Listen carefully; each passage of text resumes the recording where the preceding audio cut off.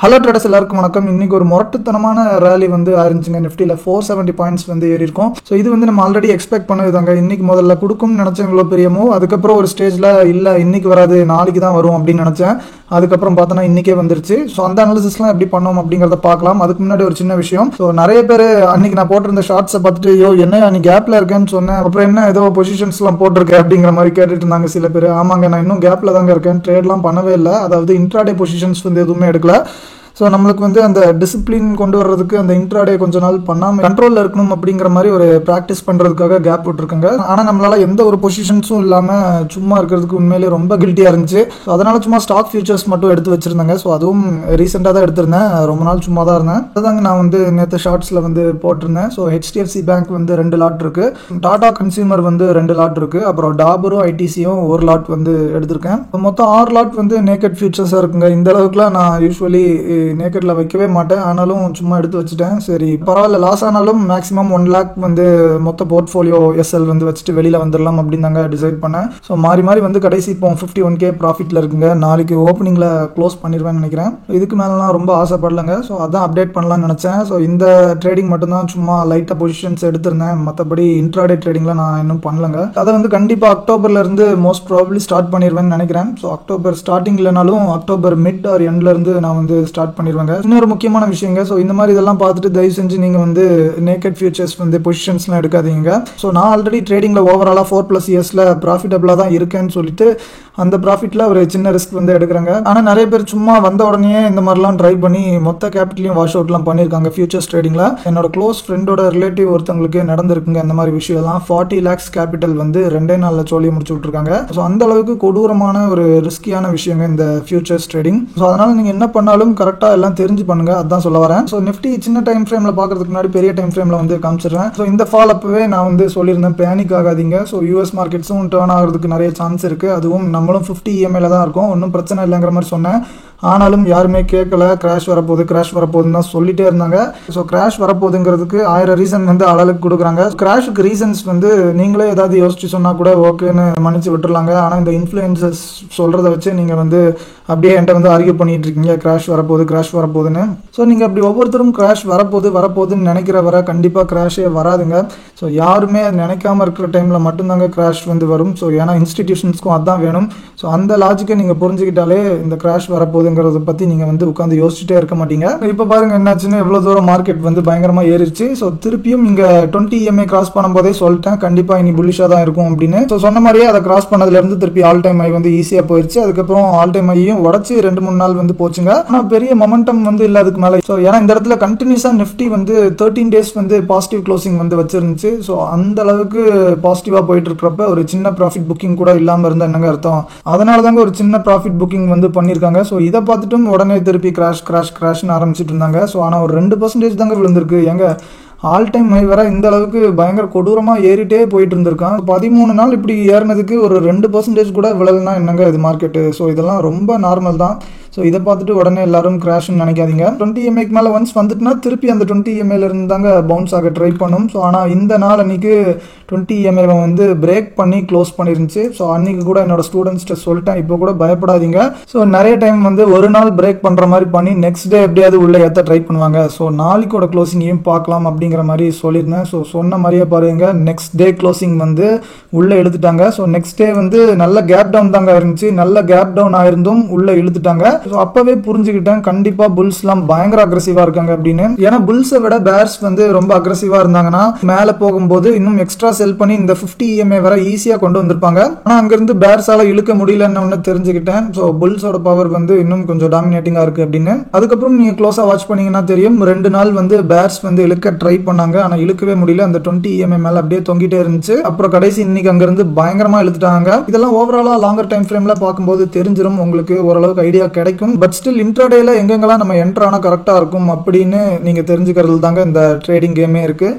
So அதில் தான் நிறைய பேர் வந்து ஸ்ட்ரகிள் பண்ணுறாங்க ஒரு நல்ல ஸ்ட்ராட்டஜி இல்லாமல். ஆனால் இருக்கிற அத்தனை பெரிய பெரிய மூவ்ஸ் எல்லாமே நம்ம கான்ஃப்ளூயன்ஸ் ஜோன்ஸ்ல இருந்து தாங்க வருது. நான் கடந்த 2 வருஷமாக பார்த்துட்டே வரேன், அதுவும் கடந்த 1 வருஷத்துக்கு டேட்டாவும் எடுத்து வச்சிருக்கேன். அதனால ரொம்ப கான்ஃபிடென்ட்டாக சொல்லுவாங்க. இந்த ஸ்கேமர்ஸ் மாதிரி போஸ்ட் மார்க்கெட்டில் வந்துட்டு நான் இது அப்பவே சொன்னேன் இப்பவே சொன்னேன்லாம் சொல்லிட்டு இருக்க மாட்டேன். ஸோ இந்த மாதிரி மூவ்ஸ் எல்லாமே நானும் என் ஸ்டூடெண்ட்ஸும் லைவ்லேயே ப்ரெடிக்ட் பண்ணுவாங்க. அதுவும் மூவ் வரதுக்கு முன்னாடியே மோஸ்ட் ஆஃப் த டைம்ஸ் வந்து ப்ரெடிக்ட் பண்ணிடுவோம். நேற்று கூட டவ் ஜோன்ஸ் மார்க்கெட்டில் நைட்லாம் லைவ்ல உட்காந்து ப்ரெடிக்ட் பண்ணி டிஸ்கஸ் பண்ணிட்டு இருந்தோம். ஏன்னா ஸ்டூடெண்ட்ஸும் நிறைய பேர் ஓவர் நைட் பொசிஷன்ஸ்லாம் வச்சிருக்காங்க. அவங்களும் யூஎஸ் மார்க்கெட்ஸ்லாம் வாட்ச் பண்ணிட்டே இருந்தாங்க. ஸோ எனக்கும் நேக்கட் ஃபியூச்சர்ஸ்லாம் அவ்வளோ வச்சிருந்ததுனால பயமாவே இருந்துச்சு. யூஎஸ் ஃபியூச்சர்ஸ் வந்து பார்த்துட்டு இருந்தேன். இங்கேயும் நம்மளோட ஸ்ட்ராட்டஜி வந்து ரொம்ப அருமையாக ஒர்க் ஆயிருந்துச்சுங்க நேற்று. ஸோ நேற்று இனிஷியலி டவுல நடந்த ஃபாலை பார்த்துட்டு திருப்பியும் கிராஷ்னு தான் ட்விட்டரில் எல்லாருமே புலம்பிட்டு இருந்தாங்க.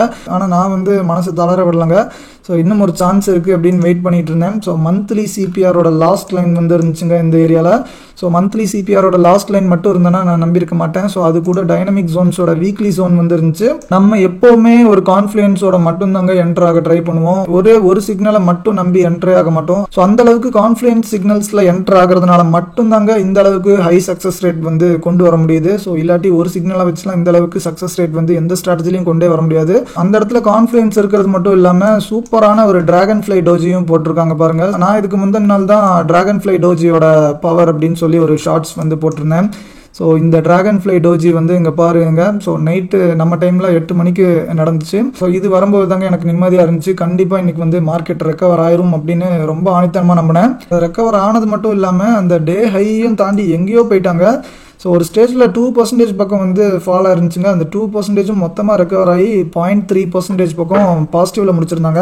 அதனால இந்த மாதிரி டோஜியெல்லாம் நீங்கள் ஒரு ரேண்டமான இடத்துலலாம் எடுத்துட்டு இருந்தேன்னா வேலைக்கே ஆகாது. இங்கே பாருங்க, இங்கே 3வது கேண்டில் வந்து பாருங்க, இதே மாதிரி ஒரு டிராகன் ஃபிளை டோஜி தான் இருக்கும். ஸோ இதை பார்த்துட்டு இந்த இடத்துல பிளைண்டாக போய் என்ட்ரு ஆயிருந்தேன்னா என்ன ஆயிருக்கும்னு யோசிச்சு பாருங்க. இவ்வளோ பெரிய ஃபால் வந்து ஆயிருக்குங்க. ஸோ இந்த டிராகன் ஃபிளை டோஜி வந்து ஒரு பவர்ஃபுல்லான கேண்டில் தான். ஆனால் அதெல்லாம் சும்மா எல்லா இடத்துலையும் ஃபார்ம் ஆகிட்டு இருக்கும். ஸோ அது எந்த இடத்துல ஃபார்ம் ஆகுது அப்படிங்கிறத வச்சு தாங்க ஸோ அதோட உண்மையான பவர் வந்து இருக்கும். ஸோ அதெல்லாம் இந்த மாதிரி கான்ஃபிடன்ஸ் ஜோன்ஸில் எடுத்தீங்கன்னா பயங்கரமான ப்ராஃபிட்லாம் பண்ணலாங்க. ஸோ ஒரு 3-4 மாதத்தோட ப்ராஃபிட்லாம் கூட ஒரே மாதத்தில் வந்து எடுக்கலாம். அவ்வளோ பெரிய மூவ்ஸ்லாம் சம்டைம்ஸ் வந்து கொடுக்கும். இப்போ இது எதுக்கு காமிச்சுன்னா நம்மளோட ஸ்ட்ராட்டஜி வந்து யூஎஸ் மார்க்கெட்ஸ்லேயும் நல்லா ஒர்க் ஆயிருக்கு அப்படின்னு சொல்றதுக்கு தாங்க. அதே மாதிரி இன்னைக்கு நம்மளோட நிஃப்டியில் எங்கேருந்து கான்ஃபிடன்ஸ் வந்திருக்கு அப்படின்னு பார்க்கலாம். ஸோ அதுக்கு முன்னாடி பாருங்க, இந்த மாதிரி ஒரு டைட்டான ஒரு கன்சாலிடேஷனும் நடந்துட்டு இருந்துச்சுங்க. ஒரு மாதிரி ட்ரையாங்கிள் பேட்டர்ன் மாதிரி இருந்துச்சு. என்னோட கான்செப்ட் படி மார்னிங்கே ஒரு நல்ல மூவ் வந்து கொடுக்கும் அப்படின்னு நான் எக்ஸ்பெக்ட் பண்ணிட்டு இருந்தேன். ஸோ அது வந்து என்னோட மெத்தட் என்னன்னு என்னால் இங்கே ஓப்பனாக ஷேர் பண்ண முடியாதுங்க. ஸோ சாரி, தப்பாக நினச்சிக்காதீங்க. அந்த மெத்தட் படி காலையிலேருந்து மூவ் கொடுக்கும்னு நானும் என் ஸ்டூடெண்ட்ஸ்ட்டு சொல்லிட்டே இருந்தேன். அதுக்கப்புறம் ஒரு ஸ்டேஜில் வந்து வெறுத்து போயிட்டேங்க. ஸோ இன்னைக்கு வந்து மூவ் வராதுன்னு நினைக்கிறேன், நாளைக்கு மேபி கண்டிப்பாக அந்த மூவ் வரும் அப்படிங்கிற மாதிரி சொல்லிட்டேன். ஸோ ஏன்னா ரொம்ப டைட்டாக கன்சல்டேட் ஆகிட்டே இருந்துச்சு. வீக்லி சிபிஆருக்குள்ளே வேற இருந்துச்சுங்க. ஏன் இன்னைக்கு வந்து கொடுக்க சான்ஸ் இல்லைன்னு ஒரு கட்டத்தில் தோணுச்சுன்னா, வீக்லி சிபிஆர் வந்து இருக்குங்க இந்த இடத்துல. இந்த பிளாக் கலர் லைன் வந்து இருக்குங்களா, அதுதான் வீக்லி சிபிஆர்.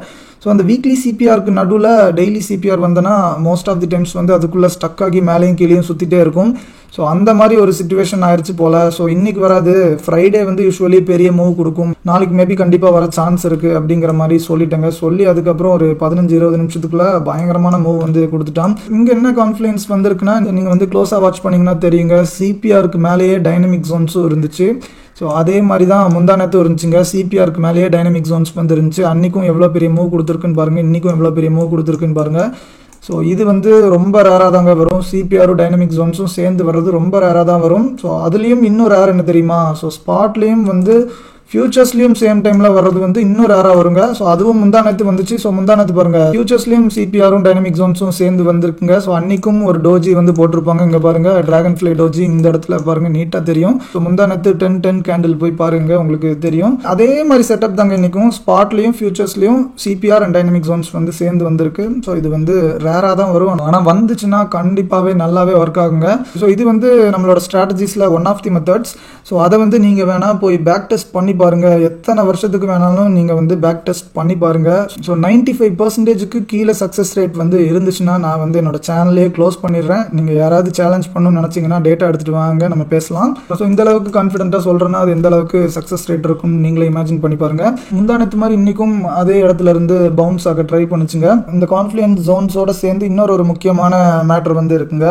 ஸோ இன்னைக்கு 25Kல ரொம்ப ஹியூஜான ஸ்ட்ராடல்ஸ் வந்து இருந்துச்சுங்க. பயங்கரமா முரட்டுத்தனமா ஸ்ட்ராடல்ஸ் ஸ்ட்ராடல்ஸ் வந்து போட்டு வச்சிருந்தாங்க. ஸோ நிறைய பேர் இன்னைக்கு வந்து 25K மார்க்கெட் வந்து எக்ஸ்பயர் ஆகும் அப்படின்னு ஒரு நப்பாசையில் என்ன நடக்குதுன்னே தெரியாமல் பிளைண்டாக அவங்க வந்து போட்டு வச்சிருந்தாங்க. ஸோ அந்த பொசிஷன்ஸ் எடுத்த எல்லாரையுமே இன்ஸ்டிடியூஷன்ஸ் வந்து வச்சு செஞ்சுட்டாங்க. இந்த அளவுக்கு ரொம்ப எக்ஸ்ட்ரீம்லி கன்சாலிடேட் ஆகிட்டு இருந்துச்சுன்னா அதை பார்த்து நிறைய ரீட்டைலர்ஸ் வந்து ஸ்ட்ராடல்ஸ் பொசிஷன்ஸ் வந்து எடுத்துகிட்டே இருப்பாங்க. ஸோ இன்ஸ்டிடியூஷன்ஸ் வந்து வெயிட் பண்ணுவாங்க. ஸோ நிறைய பேர் வந்து சிக்கட்டும், அதுக்கப்புறம் எல்லாரையும் மொத்தமாக சேர்ந்து செய்யலாம் அப்படின்னு நினச்சிதாங்க வெயிட் பண்ணிகிட்டே இருப்பான். ஸோ அந்த வெயிட் பண்ணுற ஸ்டேஜில் நிறைய பேர் இந்த சைட்வேஸை பார்த்து உள்ள நிறைய ஸ்ட்ராடல்ஸ் வந்து பில்ட் பண்ணிட்டாங்க. ஸோ அந்த அளவுக்கு பில்ட் ஆகும்போதே நம்ம வந்து குரூப்பில் வார்ன் பண்ணியிருந்தோம், இன்றைக்கி வந்து செல்லர்ஸ் தயவு செஞ்சு எந்த பொசிஷன்ஸும் எடுக்காதீங்க, ஏதாவது ஒரு பக்கம் வந்து பயங்கரமாக வெடிக்க போகுது அப்படிங்கிற மாதிரி சொல்லியிருந்தேன். அதுக்கப்புறம் ஆஃப்டர்நூன் 2 மணிக்கு ஒரு பயங்கரமான ஷார்ட் கவரிங்க. ஸோ இது எப்படிடா ஷார்ட் கவரிங் நீ அவ்வளோ கான்ஃபிடென்ட்டாக சொல்கிற அப்படின்னா, ஸோ ஆமாங்க, ஓஐ பல்ஸ்லேருந்து டேட்டா எடுத்து ஒரு ஸ்டூடெண்ட் வந்து அனுப்பிச்சிருந்தாங்க. ஸோ 2 மணிக்கு 3 கோடி கால்ஸ் வந்து கவர் ஆயிருக்குங்க.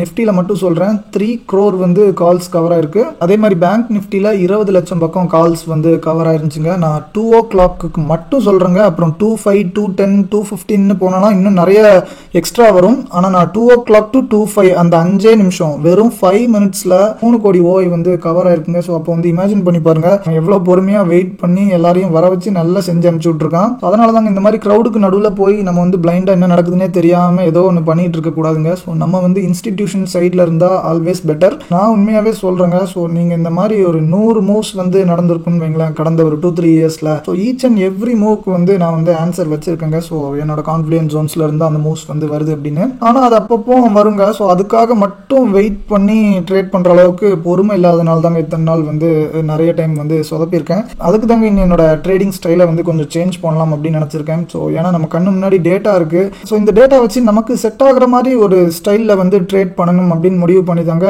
அதில் கொஞ்சம் ரிசர்ச் பண்ண நான் வந்து இந்த பிரேக் வந்து எடுத்திருக்கேன். ஆனால் ஸ்ட்ராட்டஜி ஒன்று தான், ஆனால் ட்ரேடிங் ஸ்டைல் வந்து கம்ப்ளீட்டாக மாற்ற போகிறதுனால எந்தெந்த மாதிரிலாம் பிளான் பண்ணணும் அப்படின்லாம் தெரிஞ்சுக்கிறதுல நிறைய விஷயங்கள் வந்து இருக்குது. ஸோ அதெல்லாம் கொஞ்சம் வந்து கான்சென்ட்ரேட் பண்ணணும்னு ஆசைப்படுறாங்க. அதுக்குன்னு நம்ம ஜோன்ஸ்லேருந்து ஈச் அண்ட் எவ்ரி டைம் வந்து இவ்வளோ பெரிய மூவ் வரும் அப்படின்லாம் நினைக்காதீங்க. இந்த அளவுக்கு மூவ்லாம் ரொம்ப அசால்ட்டாக வருங்க. ஸோ இது வந்து ரொம்ப நார்மல். 150 to 200 பாயிண்ட்ஸ்லாம் ரொம்ப ஈஸியாக கிடைக்கும். ஸோ இந்த மாதிரி அப்நார்மலாக 400 பாயிண்ட்லாம் கிடைக்கிறது வந்து ரொம்ப ரேரு. இந்த மாதிரி ஷார்ட் கவரிங்னால வரும். ஸோ ஷார்ட் கவரிங்னால வந்ததாக இருந்தால் கூட அந்த இனிஷியலி ரிவர்சல் வந்து எங்கேருந்து ஸ்டார்ட் ஆக ட்ரை பண்ணியிருக்கும் அப்படின்னு பார்த்தீங்கன்னா நம்மளோட ஜோன்ஸில் இருந்தாங்க இருக்கும். நான் ஏன் இந்த கான்ஃபிடன்ஸ் ஜோன்ஸ் அவ்வளோ நம்புறேன்னா, ஸோ என்னோட ரிசர்ச்சில் நான் வந்து கண்டுபிடிச்சது என்னன்னா, எஃப்ஐஸ் வந்து இந்த சிபிஆர் டைனமிக் ஜோன்ஸ்லாம் யூஸ் பண்ணுறாங்க அப்படிங்கிறது வந்து நான் தெரிஞ்சுக்கிட்டேங்க. அதை நான் எப்படி ரிசர்ச் பண்ணி கண்டுபிடிச்சேன் அப்படிங்கிறத பற்றி தாங்க நான் வந்து என்னோட கோர்ஸில் வந்து டீட்டெயிலாக எக்ஸ்பிளைன் பண்ணியிருப்பேன். நீங்கள் உண்மையாகவே ட்ரேடிங்கை ரொம்ப சீரியஸான பிஸ்னஸாக பண்ணணும்னு ஆசைப்படுறீங்கன்னா நம்மளோட கோர்ஸில் வந்து நீங்கள் ஜாயின் பண்ணிக்கலாம். இந்த ஸ்க்ரீனில் தெரிய இந்த நம்பருக்கு வந்து காண்டாக்ட் பண்ணுங்கள். இந்த இயரெண்டில் உங்கள் எல்லாரையும் மிரள வைக்க போகிற மாதிரி சில டேட்டாலாம் கொண்டு வர போகிறாங்க. அப்போ வந்து உங்களுக்கு புரியும் நம்மளோட ஸ்ட்ராட்டஜியோட பவர் என்ன அப்படின்னு. ஸோ ஆல்ரெடி நான் வந்து ப்ரூஃப் வந்து காமிச்சிருக்கேன். ஸோ அந்த வீடியோ வந்து பார்க்காதவங்க நீங்கள் போய் பார்க்கலாம். வீடியோட லிங்க் வந்து இப்போ டிஸ்கிரிப்ஷனில் கொடுக்குறேன். ஸோ இது கூட சேர்ந்து ஃபியூச்சரில் இன்னும் கொஞ்சம் எக்ஸ்ட்ரா டேட்டாலாம் கண்டிப்பாக ரிலீஸ் பண்ணுவாங்க. நீங்கள் பையர்ஸ் யாராவது இந்த மூவில் வந்து ப்ராஃபிட் பண்ணியிருந்தீங்கன்னா மறக்காமல் கமெண்ட் செக்ஷனில் கமெண்ட் பண்ணுங்கள். எல்லாரும் செம ஜாலியாக இருப்பீங்கன்னு நினைக்கிறேன். இன்றைக்கி இன்னும் கிராஷ் வரும் அப்படின்னு நினச்சி நப்பாசையில் இருக்கிறவங்களும் தயவு செஞ்சு கமெண்ட் செக்ஷனில் கமெண்ட் பண்ணுங்கள் ஏன் நீங்கள் எப்படி நினைக்கிறீங்க அப்படின்னு. இன்னொரு நல்ல வீடியோவில் சந்திக்கலாம். நன்றி.